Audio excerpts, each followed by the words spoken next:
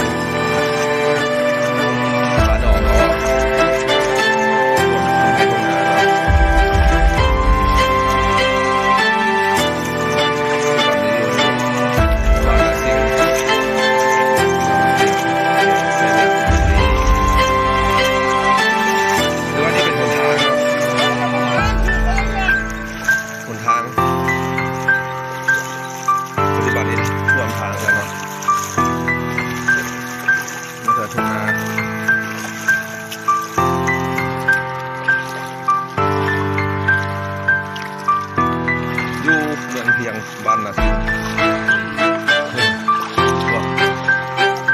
ชัยบุรีแขกชัยบุรี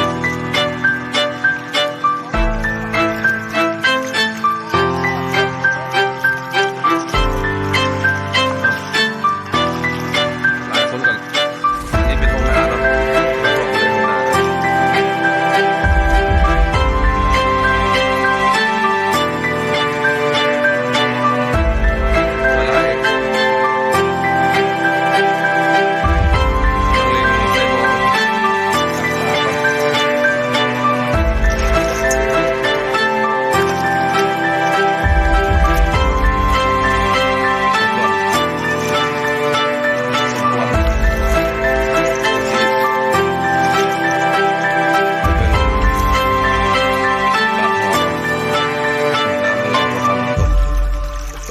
เมื่อคืนนี้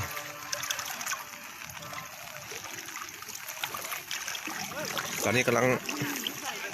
เกือบเพียงแอวแล้วเนาะตัวนี้เป็นเฉพาะแต่อยู่ส่วนบ้านเนาะอยู่ในบ้านคุณกระท่วมบางหลังกระท่วมแล้ว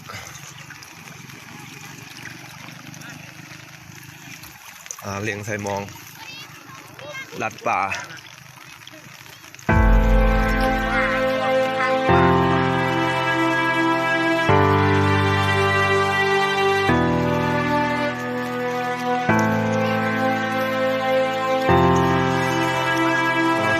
วันนี้ถือว่าเพียงแอวแล้วเนาะน้ำเพียงแอวแล้วแต่ว่าฝนตกเมื่อคืนนี้ทำให้น้ำไหลบ่ทันเกิดจากท่วมบางเขตก็บางหมู่บ้านท่วมแล้วใส่มองป่าก็เนาะ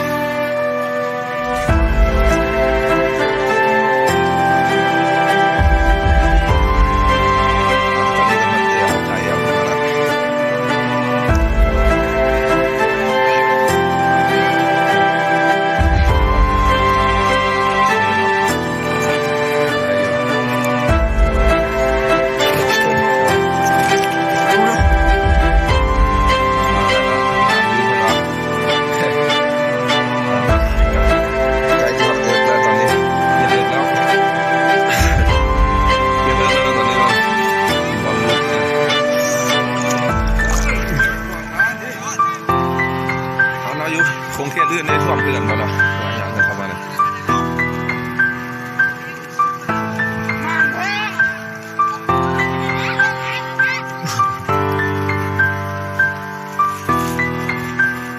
อยู่บ้านนาสิงห์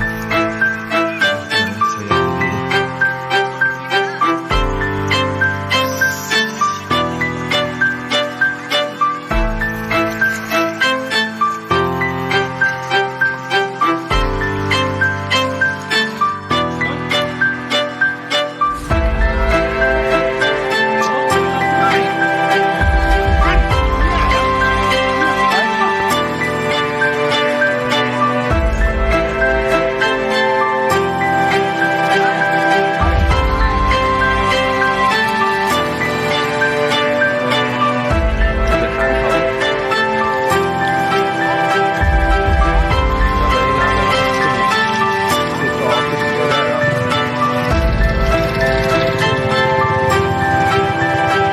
บ่ทัน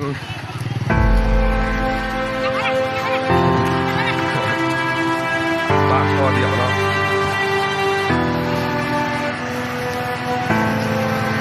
ปากคอเดียวคอเป็นคอน้อยเนี่ยน้ำไหลบ่ทันอันนั้นก็ตัวนี้ข้างหน้าเขานี่เป็นหนองป่าที่เราเป็นบ่อท่อพันป่าเนาะก็เลยได้ครับความเสียหายเป็นเลยที่ปลายหนองเนาะหนองพอพันป่าพอพันกุ้งพอพันป่าอยู่เมืองบ้านนาสิงห์เมืองแขกชัยบุรีแล้วน้ำพันมาเป็นเจ็ดเพราะว่ามันปล่อยป่ามันพอพันป่าหลายคนเลยเนาะที่ปลายหนอง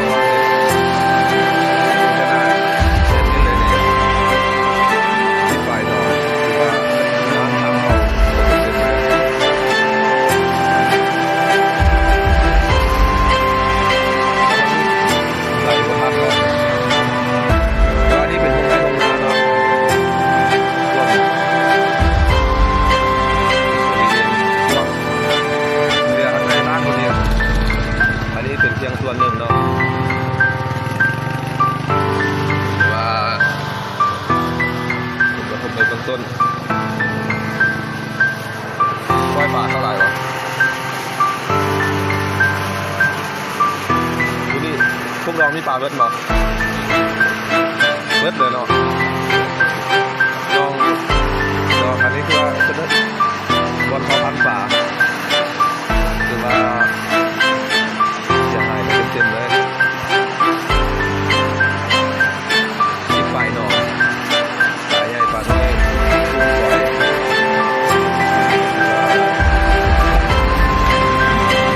กุ้งฝอยปัจจุบันก็มี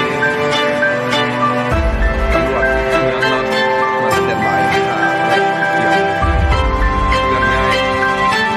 เรื่องของคนมันจะตกราคาแบบคนยังสืบต่อตกเนาะตำรวจเจ้าหน้าที่มันสแตนบายเกี่ยวเป็นเครื่องช่วยประชาชนเนาะ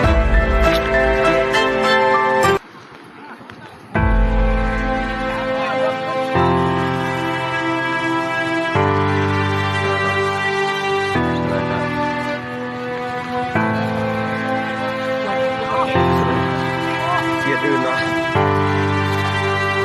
ที่ว่ามีความเสี่ยงอะเตรียมความพร้อมเลยเนาะ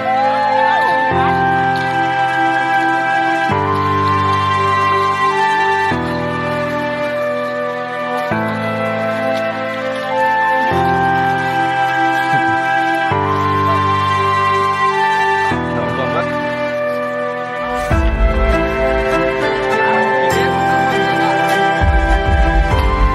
นี่ยเจ้าหน้าที่มันก็เตรียมความพร้อมสแตนบายความพร้อมทางเนาะเรื่องง่าย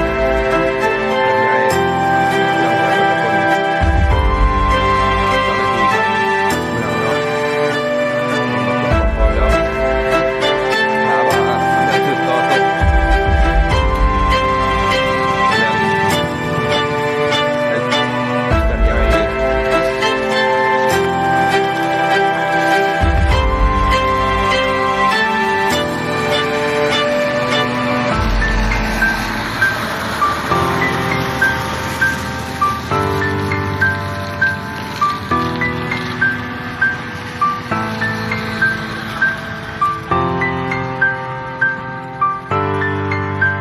มาทางเข้าหมู่บ้านเนาะ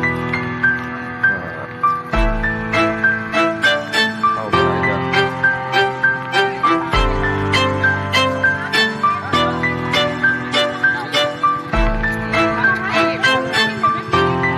หลายเขตหลายพื้นที่เนาะที่เรามีคนเสี่ยงแล้วเก็บเงียบไว้เลยเดี๋ยวของใส่ไว้ที่สูงเลยเดี๋ยวปล่อยให้คนเสียหายแล้วเนาะ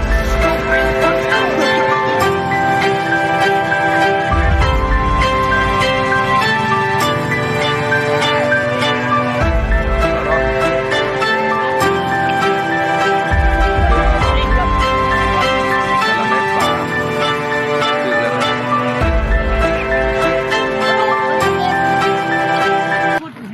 กดบานกดบานอะไรดิอะไรดิ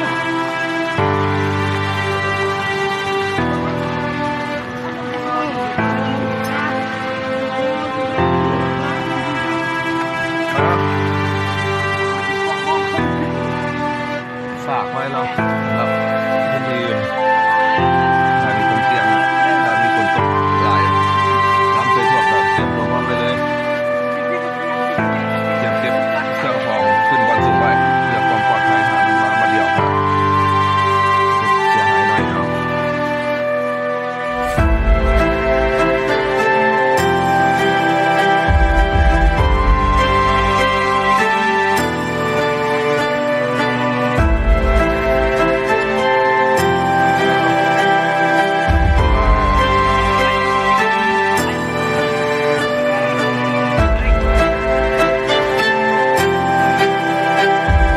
ปัจจุบันนี้มันความเสี่ยงของหมู่บ้านนะที่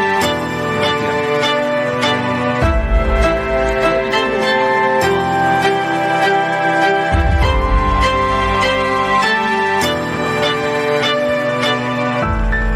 ผ่านพ้นไปโดยดี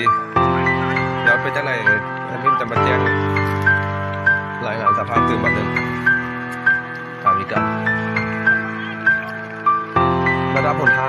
างหลวงเนี่ยถือว่าอีกเส้นหนึ่งเนาะทางเล็กซีแข่งธัญบุรี ลือครึ่งหนึงถือว่าท่วมทางเนาะถ้าลุ้นกันถ้าฝนเศร้าภาวนาให้เศร้าถ้าฝนเศร้าถือว่าเส้นทางตัวรถทางอยู่ปัจจุบันนี้ถือว่าเป็นท่วมเลยปัจจุบันนี้เหลือครึ่งเดียวเนาะ